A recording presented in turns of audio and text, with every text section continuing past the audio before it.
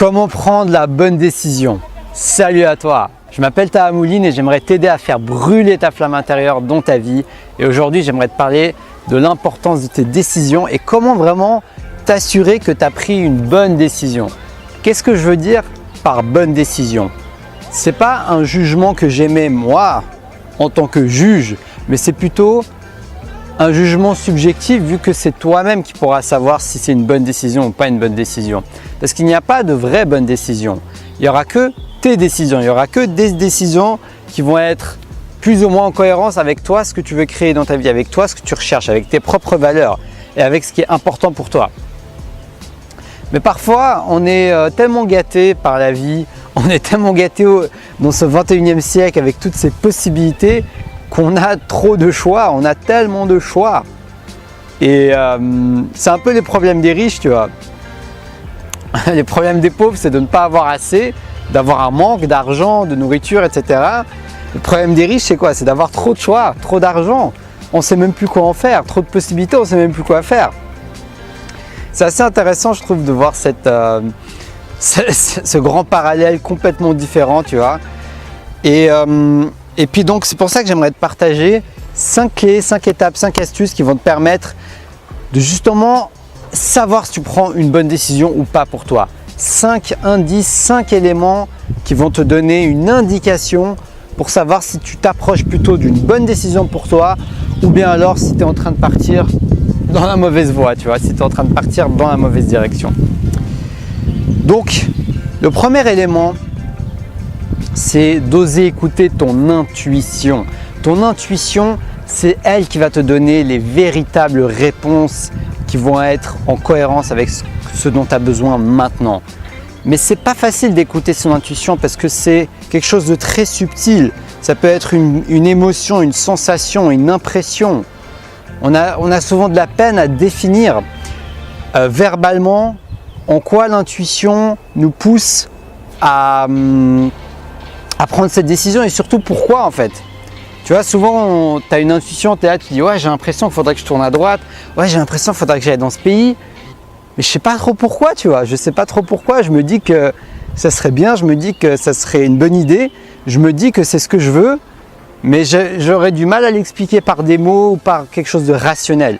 Et c'est ça la puissance de l'intuition, c'est que tu n'as pas besoin de l'expliquer avec ton esprit, tu vois ce que je veux dire? Le plus important, c'est que tu apprennes à l'écouter. C'est un art, c'est une pratique de se connecter à son intuition. Personnellement, moi, je me connecte à mes émotions aussi. Quand je me sens léger, quand je me sens bien, en général, je sais que c'est quelque chose dans laquelle je vais dans la bonne direction. C'est quelque chose pour lequel j'ai envie d'aller. Comme quand je fais mes vidéos, tu vois, je me sens bien quand je fais mes vidéos. C'est mon intuition qui m'aide à dire ça. C'est pas moi qui me suis posé devant mon journal, devant mon cahier à écrire toutes les raisons pourquoi je devrais faire des vidéos. C'est pas un processus rationnel qui me fait faire ces vidéos, mais c'est plutôt un processus irrationnel, un processus subjectif où je me connecte à mon intuition pour me dire ok, continuez à faire ces vidéos, continuez à en faire une par jour. Pourquoi j'en fais une par jour? Je t'avais déjà dit, mais c'est pas quelque chose de rationnel. Je suis pas obligé de faire ça pour développer mon audience sur YouTube. Je pourrais en faire quelques-unes par semaine, mais c'est pas ce que me dit mon intuition, c'est pas ce que me dit mon cœur. Mon cœur me dit d'en faire, de créer du contenu chaque jour, de continuer à partager. Et c'est ce que j'ai envie de faire. Donc ça, c'est parce que je me connecte à mon intuition que je peux prendre des décisions qui sont en cohérence avec moi-même, mais qui ne seront pas forcément en cohérence avec toi ou avec quelqu'un d'autre parce que justement, on est tous différents. Et c'est là où le rôle de notre intuition nous permet de nous adapter, de personnaliser notre chemin de vie et nos choix à soi-même. C'est ça. Ton feu intérieur, il ne va pas ressembler à ma flamme intérieure, tu vois. Ma flamme, elle va avoir une braise un peu comme ça, elle va peut-être aller à gauche, à droite, elle va être de plus ou moins grande et toi, ta propre braise intérieure va être différente. Donc, ça ne sert à rien de vouloir prendre le feu de quelqu'un d'autre. Joue avec ton propre feu et apprends petit à petit à écouter ton intuition par des petits signes subtils de ton quotidien. Sois à l'écoute. Le deuxième élément, c'est de faire attention aux signes en fait. Parfois, tu as des signes qui te donnent des indices sur la décision à prendre. En fait, parfois, l'univers t'envoie des signes, t'envoie des indices.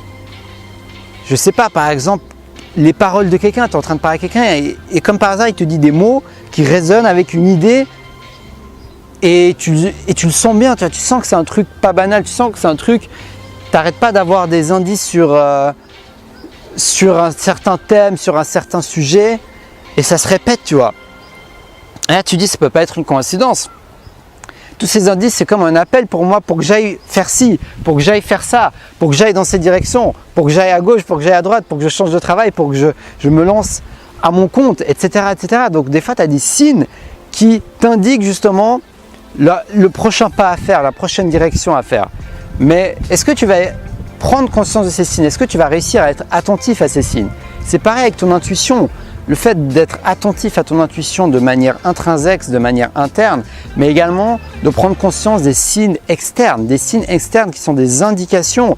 Moi, j'aime bien les appeler des signes de l'univers, des appels de l'univers qui te disent « Écoute, mais tu vois, écoute, tu devrais peut-être aller dans cette direction » ou alors « Écoute, peut-être que c'est ça que tu devrais faire ». Mais en fait, ce qui est passionnant, c'est que c'est pas… Tu vois, l'univers, il ne va pas te parler directement comme je suis en train de te parler. Il te parle par des images, il te parle par des métaphores, il te parle par des indices. Donc c'est à toi de lire entre les lignes en fait. Quand tu regardes les signes extérieurs, quand tu commences à prendre conscience que tout ça a une intelligence, eh ben, ça te donne une possibilité d'interpréter ces signes et de les aider et de les utiliser en tant qu'indice pour avancer et prendre tes décisions de ta vie. Je te dis pas de juste voir les signes extérieurs, tu vois, mais je te dis de les utiliser également comme un des indicateurs qui vont t'aider à prendre des décisions. Si tu doutes entre deux éléments, tu vois, tu es là, tu te dis bon, ça a l'air, les deux ont l'air intéressants, tu vois, je sais pas, les deux me tentent bien, quoi. Qu'est-ce que je choisis? Quelle décision je choisis? Quel choix je choisis? Bah, choisis celui où ton intuition te parle et également celui où tu vois des signes extérieurs. Si tu vois des signes extérieurs qui te disent, qui n'arrêtent pas de te dire purée, mais j'arrête pas de voir ce signe que je devrais aller dans ce pays. Va dans ce pays et va voir ce qui va se passer. Tu vois, peut-être que quand tu vas arriver là-bas, il y a des choses qui vont s'enchaîner et voilà, ton destin sera dansé et peut-être que tu vas te sentir bien, quoi. Tu vois ce que je veux dire? Donc prends conscience des signes extérieurs et ne le prends pas comme… Tu vois, ça, je vais te dire mon avis personnel, mais ne le prends pas comme du hasard. Pour moi, le hasard n'existe pas. Tout a un sens. Donc les signes qui se passent, s'ils sont là, c'est qu'il y a une raison. Donc je ne sais pas c'est quoi la raison, ce sera à toi de le découvrir. Mais prends conscience de tous ces signes, ça va t'aider à prendre de meilleures décisions qui sont en cohérence avec toi-même. Le troisième élément, c'est de prendre conscience que tu es intelligent. Prendre conscience que tu es intelligent, ça c'est puissant. Et quand je parle d'intelligence, je ne suis pas en train de te parler de ton QI, pas du tout. Je te parle plutôt d'autre chose. Je te parle de plusieurs aspects. Je te parle d'une intelligence émotionnelle, c'est-à-dire que tu peux te connecter à des émotions pour prendre des décisions. Je me sens un peu triste, je me sens un peu frustré, je me sens mal à l'aise, je me sens pas confortable, peut-être que je ne suis pas à ma place, je me sens vivant, je me sens enjoui, je me sens satisfait, je me sens passionné, je me sens enflammé. Et bien là, tu es probablement beaucoup plus dans une décision qui est probablement plus bonne et en cohérence avec toi-même. Donc premièrement, tes émotions sont des indices et des indicateurs. C'est comme une lampe quand elle s'allume, quand elle s'éteint, quand le feu est vert, quand le feu est rouge, il t'indique de t'arrêter ou de continuer. Et ben là c'est pareil, tes émotions, c'est comme des feux de circulation en fait. Il t'indique si tu dois tourner à gauche, si tu dois tourner à droite, si tu dois aller tout droit, si tu peux t'arrêter, si c'est un stop, si tu peux continuer, etc., etc. Donc prends conscience de ces signes intérieurs que te donnent tes émotions. Mais également l'intelligence, c'est pas que ça. L'intelligence, c'est ton quotient émotionnel, comme je viens de t'en parler par rapport au fait de prendre conscience de tes émotions. Mais c'est également le fait de te dire que tu as toutes les réponses en toi. Toutes les réponses sont en toi, tu as une intelligence. Il y a une intelligence supérieure que tu peux appeler l'univers, tout ce que tu veux, qui habite en toi. Et c'est en te connectant à cette énergie par la méditation, par le yoga, par une pratique spirituelle ou tout simplement en te connectant au moment présent. Ça peut être en faisant du sport, ça peut être en faisant quelque chose que tu aimes. Ça peut être en respirant, tu vois, ça peut être en te connectant à la nature, comme j'aime bien le faire. Et en faisant ça, tu vas commencer à apprendre à t'écouter. Tu vas commencer à apprendre à écouter cette voix intérieure, cette intuition, et également prendre conscience que tu es déjà intelligent, que tu n'as pas besoin de lire 100 livres pour être intelligent. Les livres vont t'apporter beaucoup, mais tu as déjà un livre en toi-même, tu as déjà un livre à l'intérieur de toi-même, tu as déjà ton propre livre. Tu vois, tu n'es pas au courant, mais tu es déjà un écrivain, tu es déjà un romancier. Tout le monde a déjà au moins publié un livre. Mais sauf que ce livre se trouve à l'intérieur de toi-même. Ce livre, c'est à toi de prendre la peine de l'ouvrir et pas, tu n'as pas besoin de l'ouvrir physiquement parce que ce n'est pas quelque chose de physique, mais tu peux l'ouvrir intrinsèquement en te connectant à toi-même, en te connectant à ta source d'intelligence infinie qui est en toi. Et cette source d'intelligence, elle n'est pas matérielle, mais elle a toutes les réponses que tu cherches sont en toi. Et c'est ça l'art du coaching, tu vois. J'étais formé au coaching, je vais bientôt être certifié coach de vie. Là, j'ai été certifié, j'attends mon certificat. Et, et tu vois, l'art du coaching, c'est quoi? C'est d'éveiller les réponses de la personne que je coach, parce que toutes les réponses sont en elle. Moi, je serai qu'un catalyseur qui va faire ressortir les pépites de la personne en face.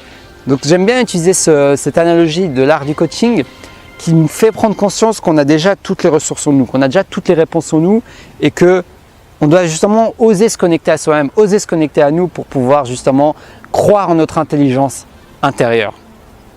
Le quatrième élément qui m'aide beaucoup à prendre des bonnes décisions, c'est d'avoir beaucoup de perspectives en fait, d'avoir beaucoup de perspectives différentes. Parce que j'ai remarqué un truc, le piège c'est de s'enfermer dans une seule perspective, dans un seul point de vue. Quand je regarde qu'une personne, quand je regarde par exemple qu'une personne qui fait des vidéos ou quand je parle qu'un seul type de personne, tu vois, je ne vais pas élargir mes diversités, je ne vais pas élargir mes perspectives, je n'aurai qu'un point de vue. Et le fait de s'enfermer que dans un point de vue peut nous enfermer dans une manière de voir la vie, de voir nos choix qui est limitée. Donc, moi j'aime bien être inspiré par les autres.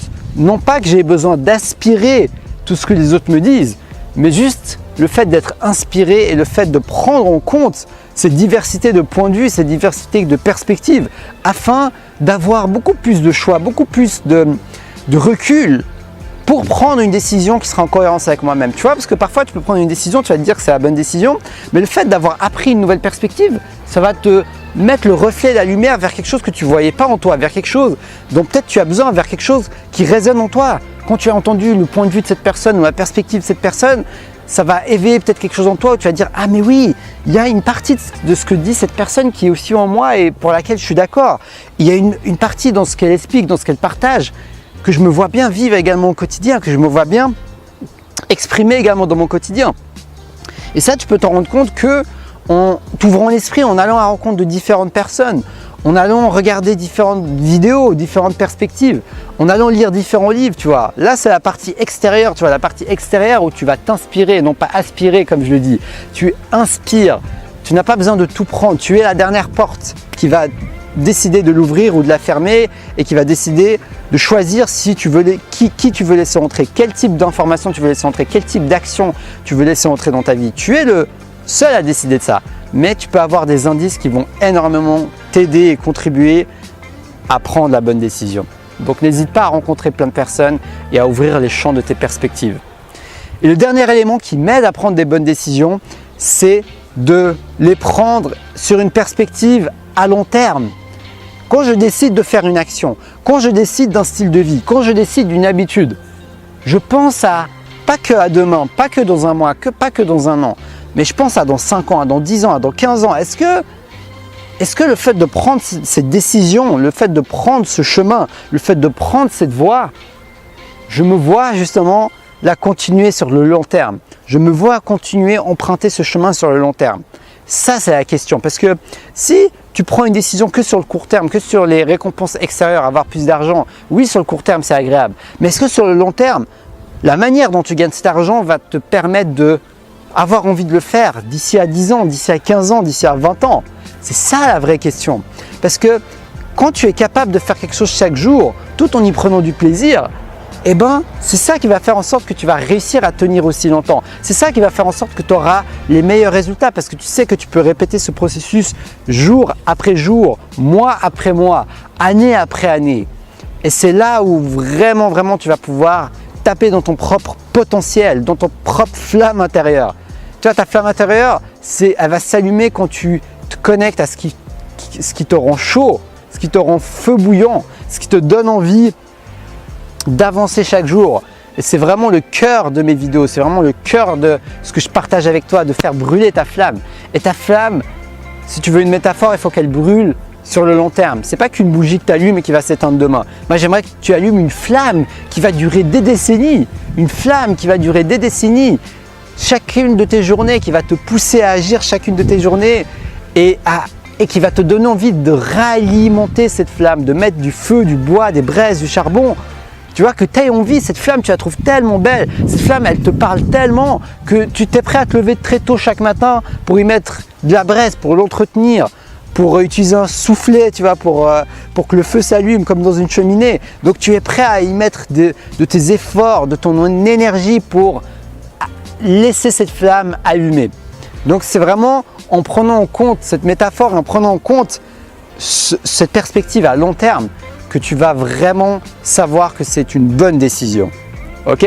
Donc c'était mes 5 éléments, 5 étapes, 5 clés, 5 indices qui m'aident dans mon quotidien à prendre des bonnes décisions. Donc je vais te récapituler ces 5 étapes. La première étape, c'est de te connecter à ton intuition. La deuxième étape, c'est de te connecter aux signes que l'univers t'envoie, les signes extérieurs. Ce n'est pas du hasard. La troisième étape, c'est de te connecter à ton intelligence intérieure. Tu as toutes les réponses en toi. La quatrième étape, c'est de ouvrir ton champ des perspectives et d'avoir beaucoup de points de vue. Et la dernière étape, c'est de faire brûler ta braise intérieure sur le long terme et de prendre en compte le long terme. Donc voilà, c'était mes 5 étapes, mes 5 clés, mes 5 astuces qui m'aident dans mon quotidien à prendre des bonnes décisions. Donc si cette vidéo t'a inspiré, si cette vidéo t'a aidé à faire brûler ou à rêver ton feu intérieur, like-la, partage-la et abonne-toi pour me suivre parce que j'ai la pêche pour t'aider à avancer dans ta vie. Et d'ailleurs, en parlant de pêche, ça me rappelle que j'avais fait une vidéo sur des astuces pour avoir la pêche dès le matin. Tu vois, j'ai dit ce mot complètement par hasard, ça m'a fait penser à cette vidéo, donc je te la mets si ça t'intéresse dans la description. Donc dans tous les cas, je te dis à demain pour une prochaine vidéo. Je te mets dans la description de la vidéo une vidéo que je t'ai fait hier sur 21 jours pour être discipliné. Je pense que ça pourra t'aider et t'inspirer, donc n'hésite pas à aller la voir, je te la mets dans la description de la vidéo. Et puis voilà, donc je te dis à demain pour une prochaine vidéo. Et surtout, reste passionné.